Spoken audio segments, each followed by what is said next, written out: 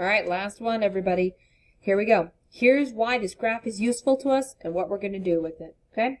So, if you look at a position time graph, which is what we now have, the slope of that line is telling us our rise over run, right?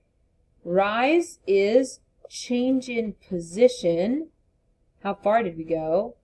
Our run is change in time, which is velocity, okay?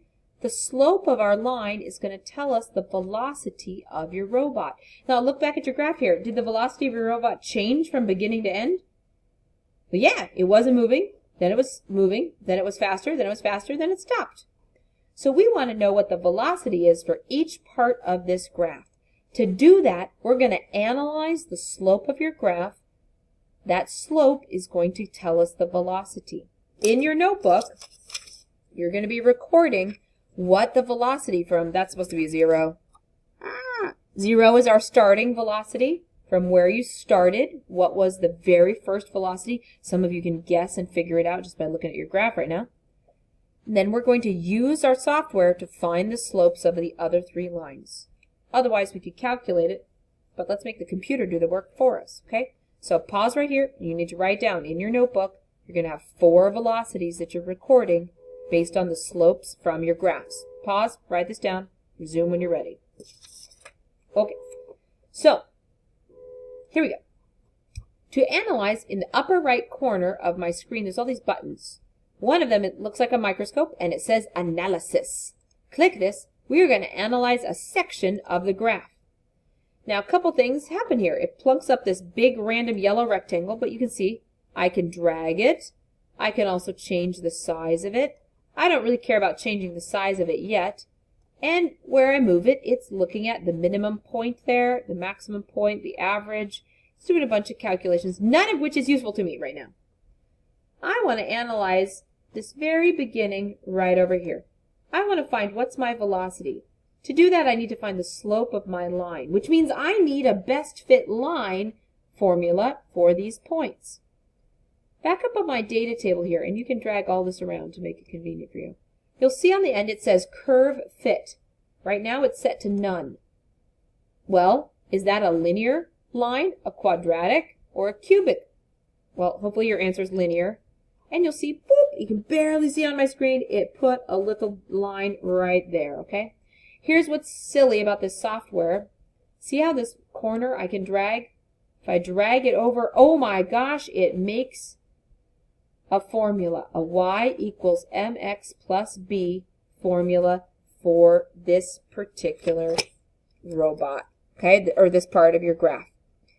Now, you can think about what this says right here. I'm going to look at it big for a second on my thing. This line, it said this was y equals 0 times x plus 0.05. Which of these numbers is the m? Which of these is the slope? Boop. It's the number that's the coefficient for x. This is the slope of my graph. This is my velocity. I don't even care about my y-intercept. I only care about that slope. So let's think about this for a second. Back on my graph here, this was the beginning. What was your robot doing? Not moving. Velocity equals 0. Yes! I love it when things are right. It makes sense. So let's analyze the next part of your graph. This is so slick. Watch this. I can just drag this box over. I didn't even have to click another thing, and it recalculated the slope of this line.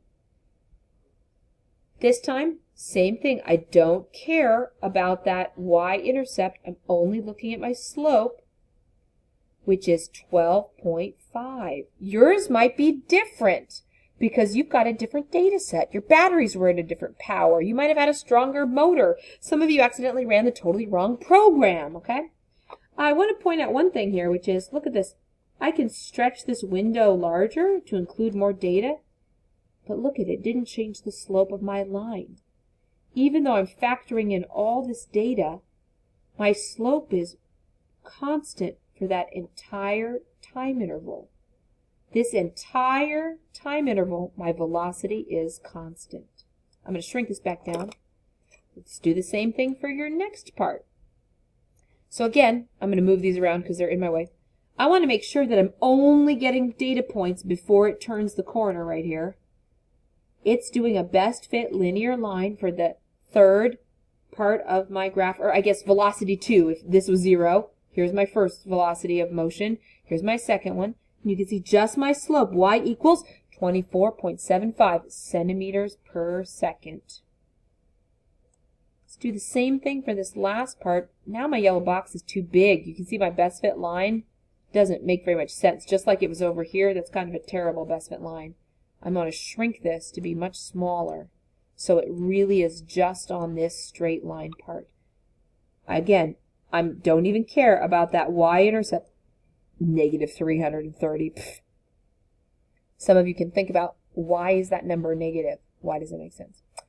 All right, my slope is 44.24. That's going to be my centimeters per second. That's how fast my robot was going. If you want to be super fancy, some of you, for extra kicks and giggles, you can move this up here. This is no longer a straight line. What kind of shape is that? It's quadratic. Pull that back just a little bit. Got a best curve there. This tells me the braking strength of your robot, which we'll learn about a little bit later. Okay? So that's how you analyze your data for each of these parts of your graph. So I want to make sure that you take a good data set, you get that slope, you record this slope, this slope, this slope, and this last tiny one right here. Boop, boop, this one right here. Okay, so you should have 4 slopes recorded in your notebook.